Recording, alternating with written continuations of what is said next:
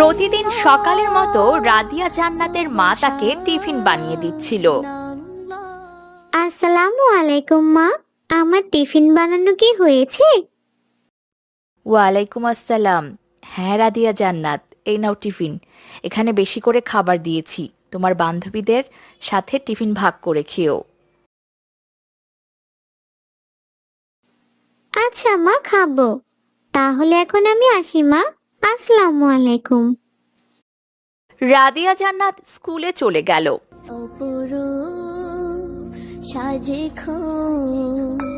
বাহারি শোভা। স্কুলে টিফিন দিলে রাদিয়া জান্নাত তার বান্ধবী রোজা ও রুকাইয়াকে বলল, রোজা, রুকাইয়া, চলো আমরা খাবার খেয়ে নিই।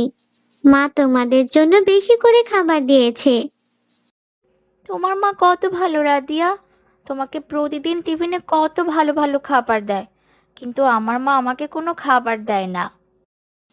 রোজা, তুমি তো জানো তোমার বাবা অসুস্থ। যদি তোমাকে প্রতিদিন খাবার দেওয়ার সামর্থ্য তাদের থাকতো, তবে অবশ্যই দিত। মা বাবা কখনো সন্তানের খারাপ চায় না রোজা। সামর্থ্য থাকলেও হয়তো দিত না রাদিয়া, আমার মা বাবাকে আমার একটুও ভালো লাগে না। এমন কথা বলতে হয় না রোজা। আমাদের মা বাবার জন্যই তো এই পৃথিবীতে আমরা আসতে পেরেছি। মা বাবা কখনোই আমাদের খারাপ চায় না।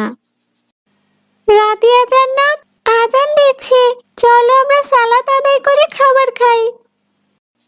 হ্যাঁ চলো রোজা, চলো আমরা সালাত আদায় করে নেই।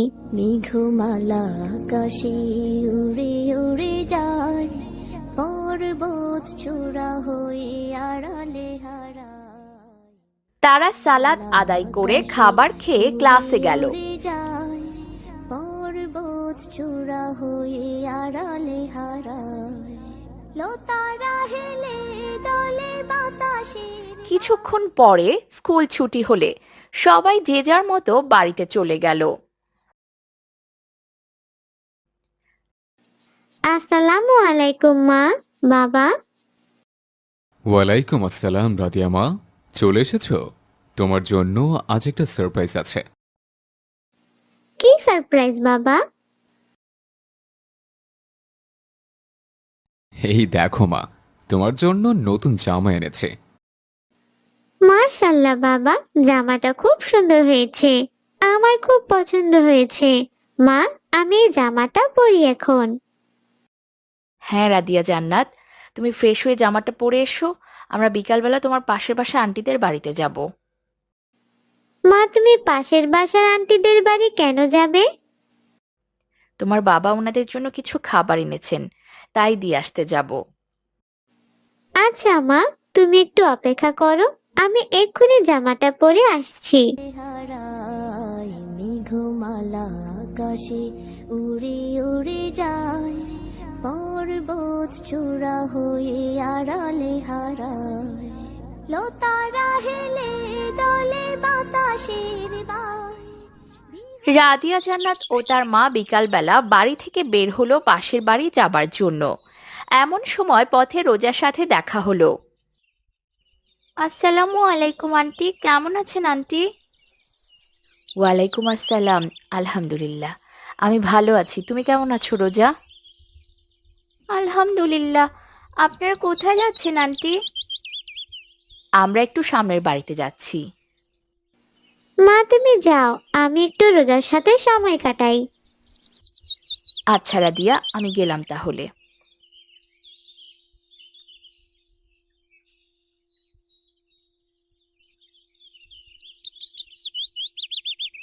বাহ রাদিয়া, তোমার জামাটা তো অনেক সুন্দর, এই জামাটা পরে তোমাকে অনেক সুন্দর দেখাচ্ছে। বাবা আমার জন্য আজ এনে দিয়েছে। তোমার পছন্দ হয়েছে রোজা?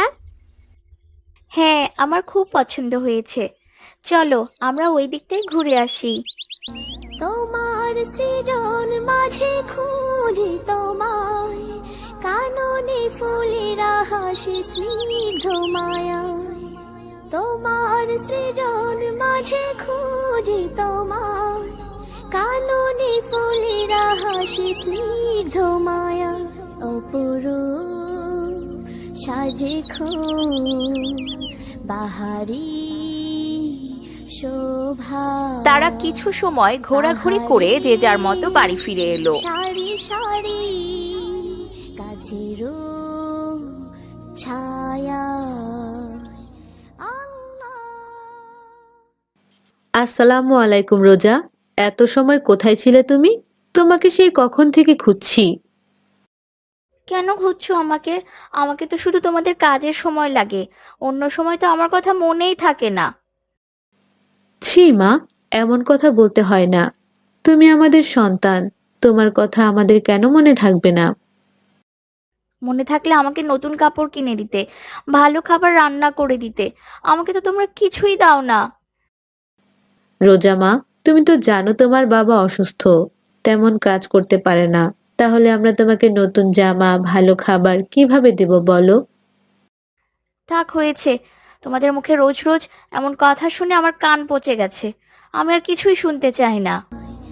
আল্লাহ আল্লাহ সুবহানাল্লাহ।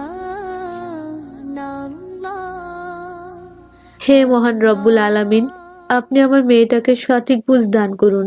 মেয়েটা যে আমার কোনো কথাই শুনতে চায় না।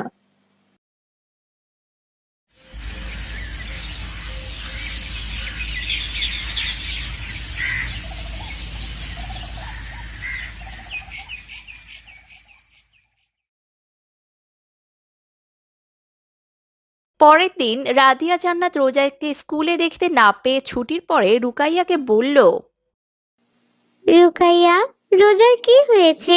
আজ কেন ও স্কুলে এলো না? জানি না রাবেয়া, রোজার আবার শরীর খারাপ করলো না তো? হ্যাঁ, হতে পারে। চলো আমরা রোজার বাড়িতে গিয়ে দেখি ওর কি হয়েছে, তারপরেই বাড়ি ফেরা যাবে। মেঘমালা আকাশে উড়ে উড়ে যায়, পর্বত চূড়া হয়ে আড়ালে হারায়। মেঘমালা আকাশে। তারা দুজন রোজার বাড়ির সামনে গিয়ে শুনতে পেল রোজা তার বাবা মায়ের সাথে খুব খারাপ ব্যবহার করছে। মা রোজা, ভাত খেয়ে নাও মা, এভাবে রাগ করে থাকতে নেই। বলেছি না, যত সময় না আমাকে নতুন জামা কিনে দেবে তত সময় আজ খাবার খাবো না। আচ্ছা মা, কাল তোমার বাবাকে কাজে পাঠাবো, যা টাকা পাবো তা দিয়ে না হয় তোমাকে নতুন কাপড় কিনে দেব। এবার এসো মা রোজা, খেয়ে নাও। আমাকে খাবার জন্য আর একবারও ডাকবে না। তোমরা খাও, আর আজকের পর থেকে আমাকে আর কখনো কাজের কথা বলবে না। বুঝলাম। রুকাইয়া, চলো আমরা ভেতরে যাই।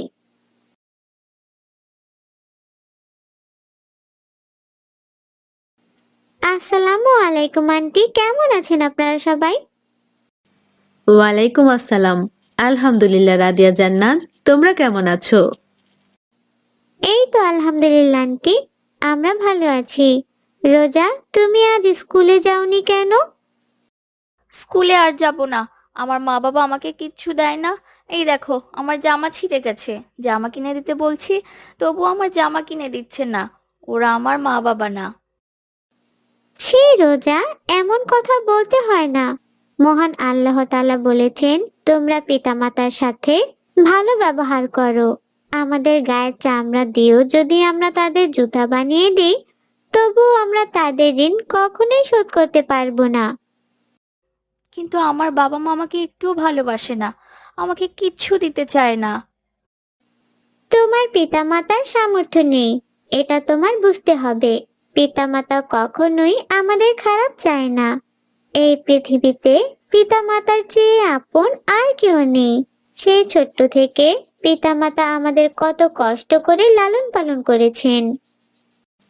হ্যাঁ রোজা, পিতামাতার সন্তুষ্টি ছাড়া আমরা কখনোই জান্নাতে প্রবেশ করতে পারবো না।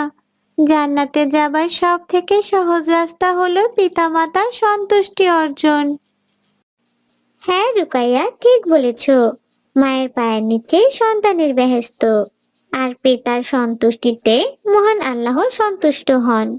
তাহলে এবার বলো, পিতামাতার সাথে আমাদের কেমন ব্যবহার করা উচিত?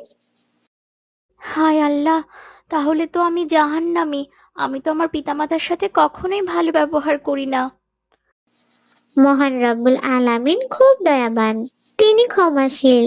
তুমি মহান আল্লাহ তাআলার কাছে ক্ষমা চাও, তওবা করো, দেখবে তিনি অবশ্যই তোমাকে ক্ষমা করে দেবেন। আর এরপর থেকে পিতামাতার সাথে কখনোই খারাপ ব্যবহার করবে না। না না রাদিয়া, আমি আর কখনোই আমার বাবা মায়ের সাথে খারাপ ব্যবহার করব না।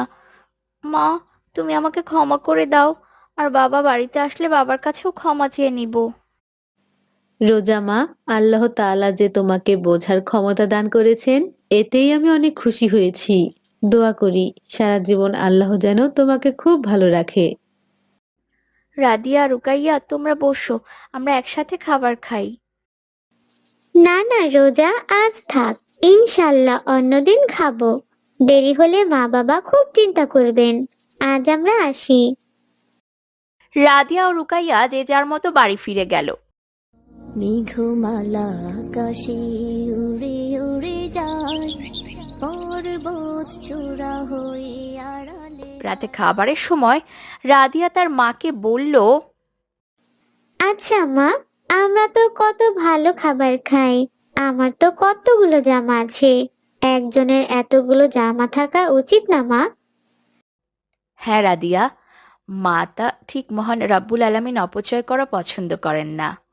কিন্তু হঠাৎ এ কথা কেন? মা, আমার বান্ধবী রোজা আছে না, তুমি তো জানো ওর বাবা অসুস্থ, ওরা কত গরিব, ভালো খেতেও পায় না। আমাদের তো উচিত আশেপাশে মানুষদের খোঁজ খবর নেওয়া। তাই আমি ভেবেছি আমার যে নতুন জামা আছে তা থেকে রোজাকে অর্ধেক দিয়ে দেব, সাথে কিছু খাবারও। খুব ভালো চিন্তা করেছো রাদিয়া জান্নাত। কাল তো তোমার ছুটির দিন, কাল সকালে আমরা ওদের বাড়ি যাব, কেমন? ঠিক আছে মা, তাহলে এখন আমি ঘুমাতে যাই।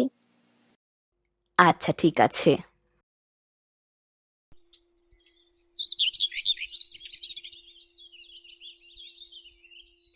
পরের দিন রাদিয়া ও তার মা নতুন জামা ও কিছু খাবার নিয়ে রোজাদের বাড়ি গেল।